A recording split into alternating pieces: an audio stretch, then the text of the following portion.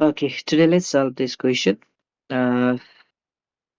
the value of g on the surface of Earth is 9.8 meter per second square. If the mass of Jupiter is 319 times the mass of the Earth and its radius is 11 times the radius of the Earth, find the value of g on the surface of Jupiter भनेको छ अनि त्यसपछि what will be the weight of a man having mass 50 kg on the surface of Jupiter भनेको छ. So अब पहिला हामीले यो क्वेसन सल्भ गर्न गिभन लेखौँ के छ हामीसँग given we have given the value of g on the surface of earth दिएको छ सो त्यो भनेको हामी सिम्पली के लेख्न सकिन्छ त gravity okay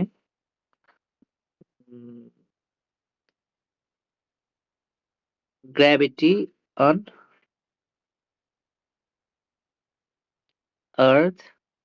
we can denote it by ge is equals to 9.8 meter per second square होइन अनि त्यस्तै अरु के दिएको छ हामीसँग कम्पेरिजन अफ मास दिएको छ भन्नुको मतलब मास अफ जुपिटर दिएको छ है mass of Jupiter mass of Jupiter that we can suppose m the mass of Jupiter is equals to हामीलाई के दिएको छ 319 times of mass of earth दिएको छ यसको मतलब mass of earth हामी यो सपोज गरौँ यति टाइम्स अफ मास अफ अर्थ दिएको छ सो अर्को के दिएको छ हामीलाई रेडियसको पनि कम्पेरिजन दिएको छ यो भनेको radius of Jupiter radius of Jupiter that is हामीले RJ सपोज गरौँ is equals to कति दिएको छ त 11 times of radius of earth दिएको छ 11 times of radius of earth दिएको छ अब यो भइसकेपछि देन ग्राभिटी अफ जुपिटर भनेर हामीले फाइन्ड गर्नुपर्ने के हो त ग्राभिटी अफ जुपिटर हामी के अब सल्भ गरौँ हामीलाई दिएको भनेको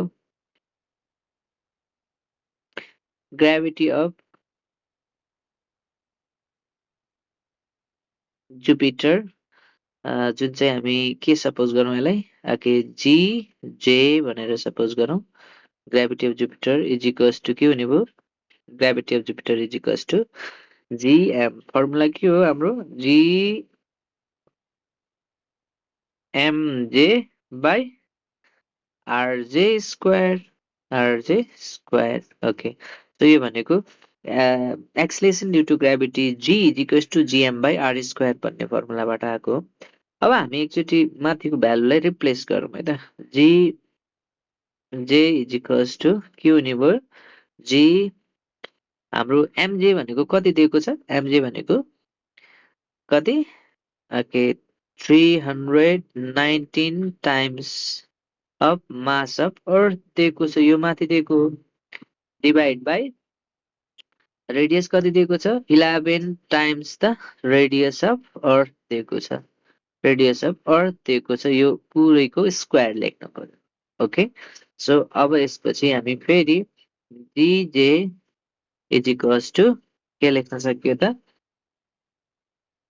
यसलाई हामी अर्को साइडमा लेखौँ ओके सो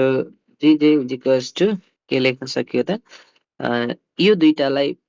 सल्भ गर्दा भनेको 319 डिभाइड बाई 11 स्क्वायर भनेको 121 गर्दाखेरि हामीले एप्रोक्सिमेटली कति पाउँछ त 2.636 इन्टु बाँकी भएको भागहरू के छ बाँकी भएको हाम्रो कम्पोनेन्टहरू भनेको G mass of earth by radius of अर्थको स्क्वायर बाँकी छ ओके सो यो भनेको के हो त यो भनेको चाहिँ हाम्रो यो पोर्सन भनेको चाहिँ हाम्रो यो पोर्सन भनेको हाम्रो रेडियस अफ अर्थ हो हेर्नुहोस् है त यति भनेको के हो के अरे आई मिन रेडियस होइन यो भनेको चाहिँ हाम्रो acceleration due to gravity of earth हो यतिलाई हामीले के लेखिदिन मिल्छ जी अब यहाँ मैले सल्भ गर्दाखेरि जस्तै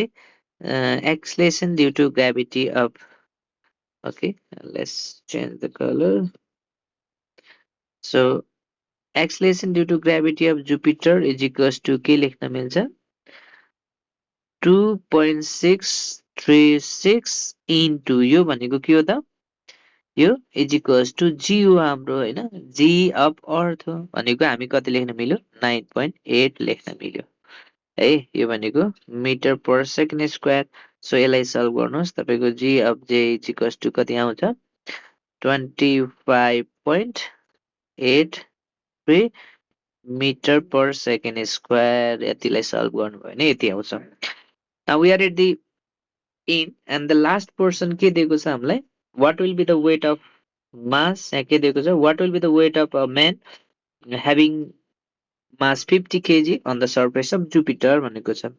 अब हामीले हेन्स अब के फाइन्ड गर्न सक्यो hence okay let's continue hence we have here mass so mass of man is given that's why weight is equals to weight w is equals to हामीलाई के थाहा छ mass weight in Jupiter is equals to mass of the body will be same into acceleration due to gravity of Jupiter. So let's put this value. It is 50 kg mass into 25.83. So you will get here, if we multiply this, you will get 1291.5 Newton. So यसरी चाहिँ हामी के गर्न सकिन्छ यस्तो क्वेसनलाई solve गर्न सकिन्छ